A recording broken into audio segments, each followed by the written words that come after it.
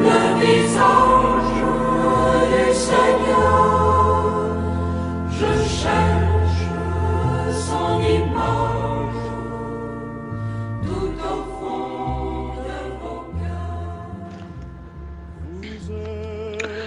Jésus et son Père, dépendance et unité.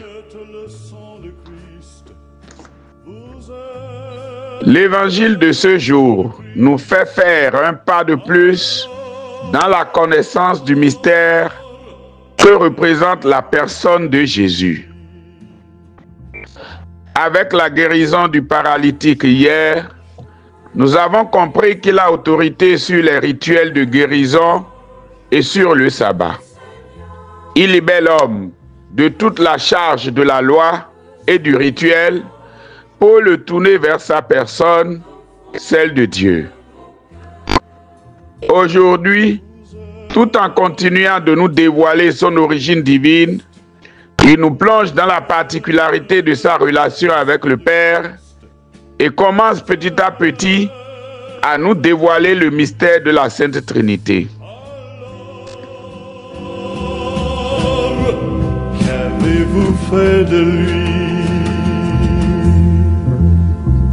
Je cherche le visage. Le Fils ne peut rien faire de lui-même. Il fait seulement ce qu'il voit faire par le Père. Jésus se reçoit du Père. Il ne revendique aucune indépendance par rapport au Père. Avec le Père, il entretient une relation de parfaite communion basée sur l'obéissance. Celle-ci ne traduit pas une infériorité comme à notre entendement commun, mais une union parfaite, une intimité absolue par laquelle la volonté du Fils est totalement alliée sur celle du Père. Sans parler encore de son égalité à l'essence avec le Père, il révèle la totale harmonie d'action qu'il a avec lui et par ricochet nous éclaire sur l'action divine sur la terre. Quand lui, le Fils, agit, c'est Dieu lui-même qui agit pour nous. Avec le Père, il entretient donc une relation d'unité et de dépendance et se fait pour nous modèle d'humilité et d'abandon. Nous avons à vivre pareille dépendance et unité avec Dieu, car notre propre vie spirituelle doit être un reflet de la volonté divine, puisqu'en Jésus et par lui, nous entrons dans cette même relation filiale avec le Père.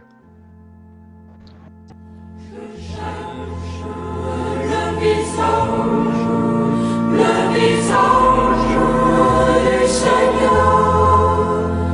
Je cherche son image.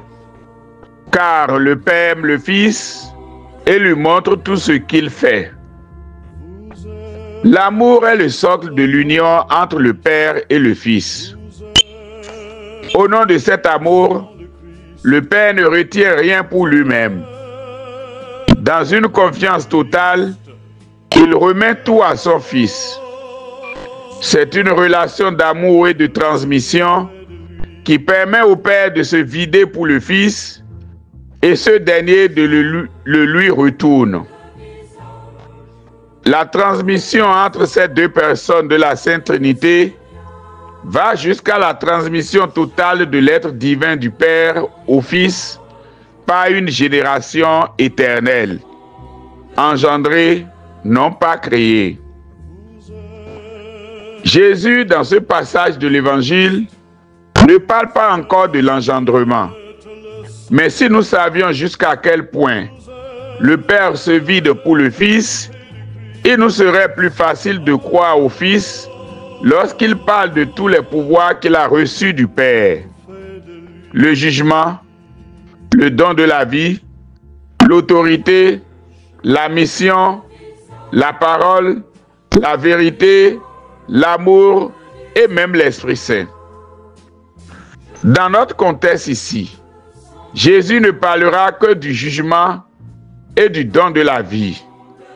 Lorsque nous entrons dans l'amour de Dieu par le Fils, nous devenons participants de tous ses pouvoirs, non pour notre propre orgueil, mais pour la gloire du Père.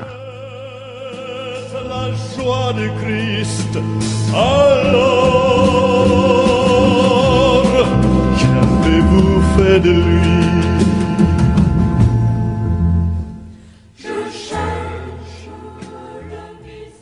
Comme le Père ressuscite les morts et donne la vie, ainsi le Fils donne la vie à qui il veut. À travers le jugement et le don de la vie, Jésus commence à énoncer clairement son rôle divin. Il donne la vie éternelle à ceux qui croient en lui. Il ne peut donner l'éternité s'il n'est pas éternel. Or, l'éternité est un attribut divin. De même, son jugement est juste parce que enraciné dans l'obéissance au Père. C'est un jugement juste et parfait qu'il exercera selon la grâce et la vérité. Son jugement ne sera pas une condamnation pour ce que le Père lui a confié, mais une porte de salut. S'unir à Jésus, c'est donc entrer dans l'éternité de Dieu, un peu comme Saint Joseph, dont la célébrité éternelle est le reflet de celle de Jésus. Le Seigneur soit avec vous. Le corps du Christ, vous êtes le sang du Christ, vous êtes l'amour de Christ, alors qu'avez-vous fait de lui? Prière à Saint Joseph pour entrer dans la communion divine. Ô Saint Joseph, humble et juste, toi qui fus choisi pour veiller sur Jésus et Marie, guide-moi sur le chemin de la sainteté, afin que mon cœur s'unisse pleinement à la volonté divine. Toi qui as écouté la voix de Dieu dans le silence, apprends-moi à discerner sa présence dans ma vie. Fais grandir en moi la foi, l'espérance et l'amour pour que je demeure en communion avec le Père, le Fils et le Saint-Esprit. Saint Joseph, modèle de confiance et d'abandon, aide-moi à offrir chaque instant de mon existence comme un acte d'amour et de service à Dieu et à mes frères.